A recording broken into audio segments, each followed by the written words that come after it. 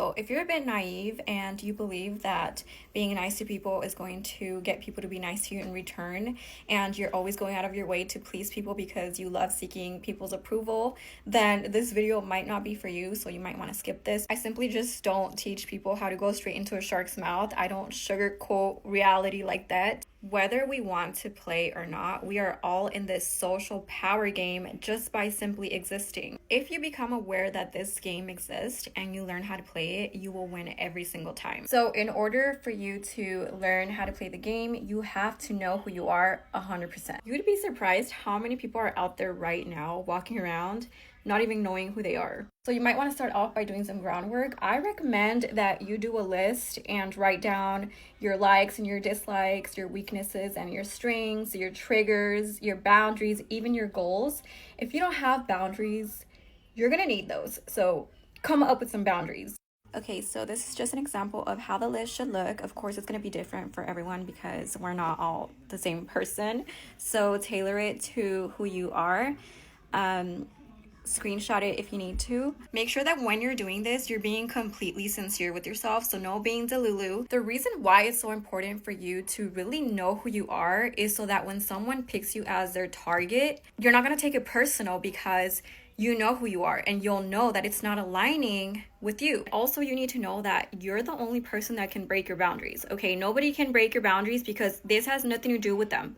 You're the one that has to enforce your boundaries, okay? Because remember, a boundary isn't what someone should do or shouldn't do to you. A boundary is what you will do when someone does this or this to you. So when you're truly sticking to your boundaries, people will automatically align with them. Okay, so now there's about 8.2 billion people living in this world, and most of those people thrive off of external validation. They wear this mask to fit into society and appear pleasant. So when you first meet someone, you're not really meeting them, you're actually meeting their mask. This is why when you're a human that validates themselves, you're comfortable in your own skin, you're not worrying about how people perceive you, you're not following trends, you're not trying to fit into society, you are in danger, especially if you're someone that's attractive, you have a high status, maybe financial status, you have a good career, you're smart, because this puts you at the top of the power ladder. If you try to be too nice and pleasant when you first meet someone, narcissists, envious individuals, psychopaths, and other toxic personality types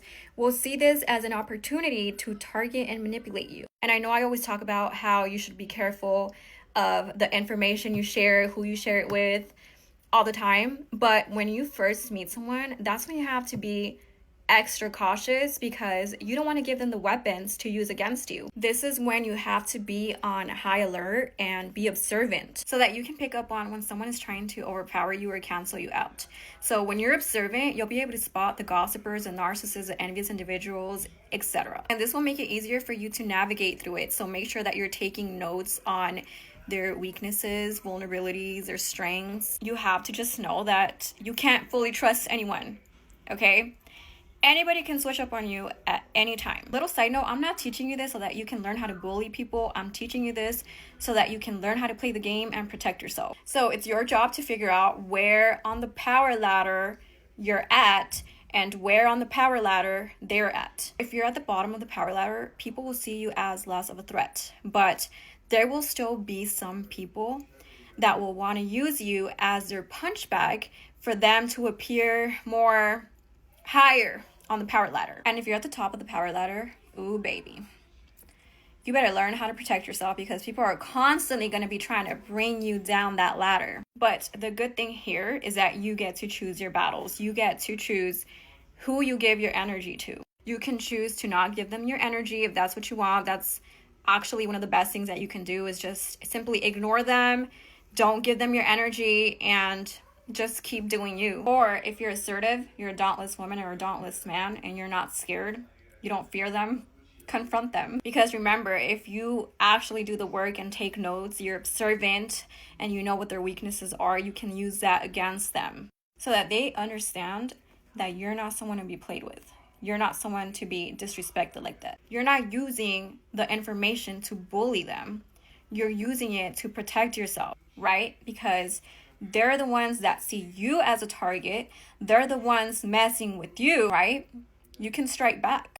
This is why I always tell you guys, you should only be sharing things about you that are not so valuable to you, because anything you share can be used against you. Also, if you're having a conversation with someone that you don't really know, you should always aim to keep the conversation about them. So let's say you're having a conversation with them and they start trying to like ask you questions about you, trying to make the conversation about you. Answer it in a way where you're not giving too much detail and then direct the conversation right back to them. You should only be vulnerable and share your most valuable information with people that, well, not really your most valuable information, because there's a lot of things that should just be kept private. But if it's something that isn't so valuable to you and you don't mind sharing it, you don't mind risking to be put out there, only share those things with people that you can trust to a certain extent, because you should never fully trust anyone. Anybody can switch up on you. I say this all the time, at any time. The closest person to you can switch up on you at any time.